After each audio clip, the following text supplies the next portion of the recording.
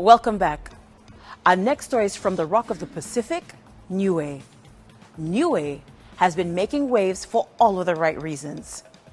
We see them as they journey to FestPAC 13 and show how they've been regenerating Oceania through their maintenance and revival of traditional knowledge. The opportunity of FestPAC brings to the fore the true value of the diversity, of the uniqueness of our cultures, traditional knowledge and our practice. All of that is shaped by the environment that we traversed as people to become Pacific Island people. So we truly were the astronauts of the ocean, going out into this deep blue space when everyone thought the world was flat. This is a really incredibly important context in which our culture and our practices has come to be. Seeing the incredible diversity of our cultural practice, our traditional knowledge and heritage, it just showcases what an awesome contribution this is by way of diversity as a value add to the globe. Our cultures and this traditional practice has come to be as a result of the environment in which our ancestors traversed to be here.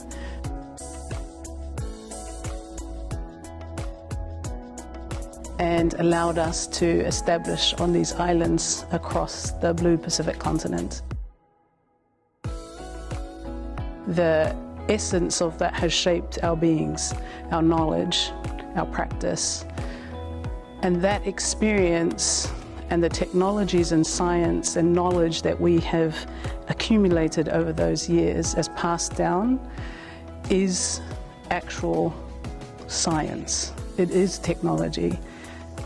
It just wasn't verified in the way that Western systems of education accord modern science. The Hawaiians on our traditional landing and welcoming spoke to the lost art of voyaging, which is the fundamental basis to our existence in the Pacific Ocean.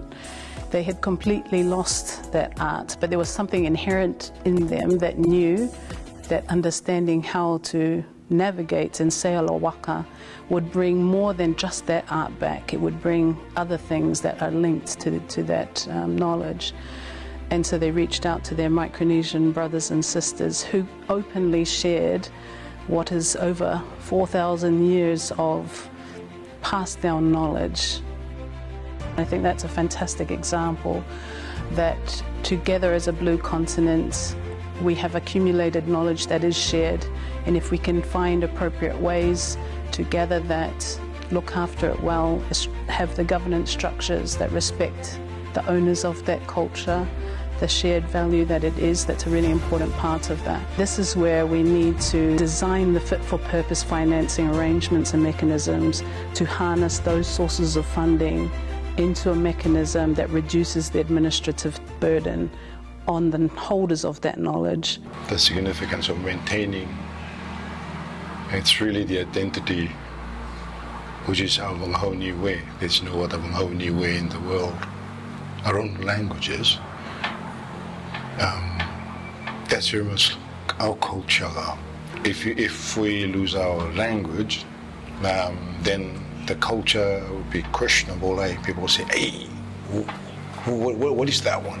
So it's really important for the future generation who continue to, with the Niue legacy, to say, I am a Niuean, and here are some of the things that we're able to pick up from those before us. I was very fortunate to be able to have the teachings from our tupunas, and they're the ones who introduced the traditional style of singing, and that's how I was taught right from that time in Tokseo. Because I was very fortunate in those times I had more than Mamatua here before they passed on. I want to revive and just grasp onto our traditional Mamatua to. Sia ke ha tola ta fonga fra mo te ke la hone ha ne fai ngar of kanga kai haya ya we Mai tō whiha e tō e tau whāte e motu. Ne whai lauri ki e langa ki hake e tō motu mai tōmbau ki rewe ki e tō ranga motu. We learn by watching our parents, and you grow up and you pass it on to your children. So it's the same thing. You know, if we dig deep and also take advantage of the knowledge holders from our grandparents, you know, they have a lot to offer. Without traditional knowledge, your identity is lost. Without our culture, you can't identify yourself as a Niuean, especially if you don't know how to speak the language. It's one of the traditional knowledge that's being deemed endangered by the UNESCO.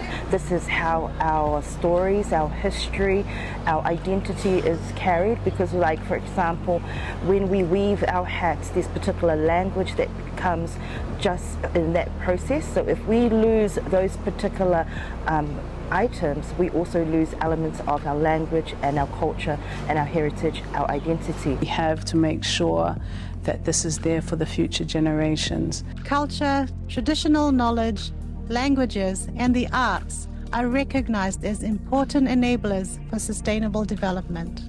Exemplary Pacific leadership is seen on many global fronts, where Pacific voices are leading the way.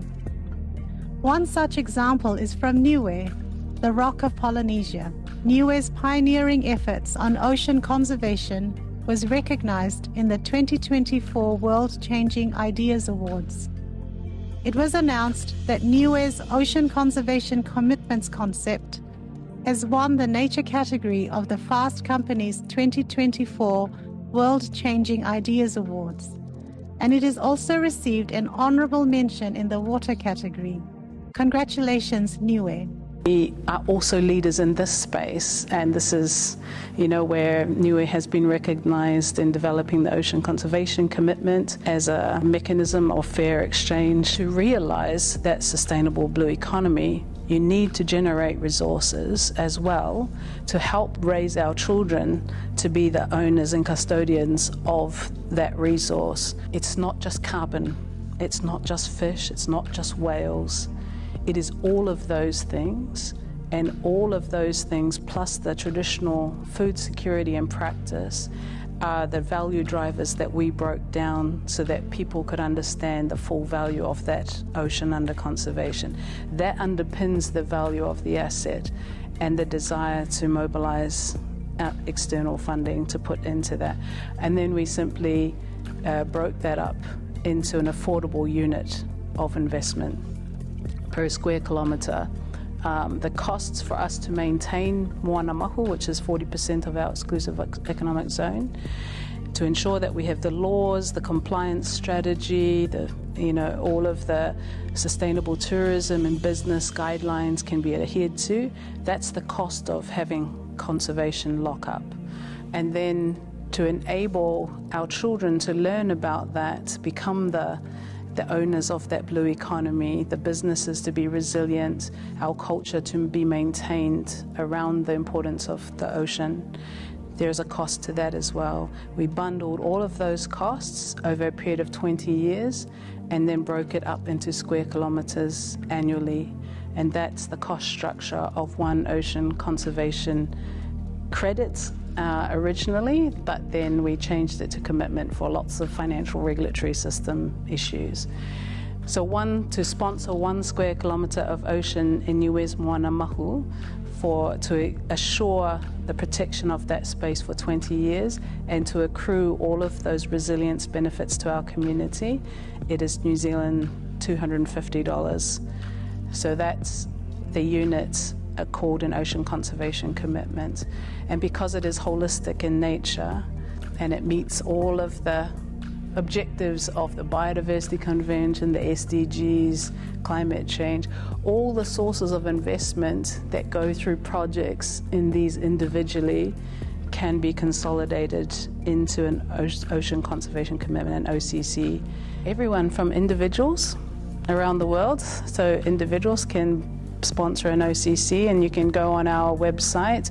We have a platform that we built specifically for this, and you can purchase an OCC.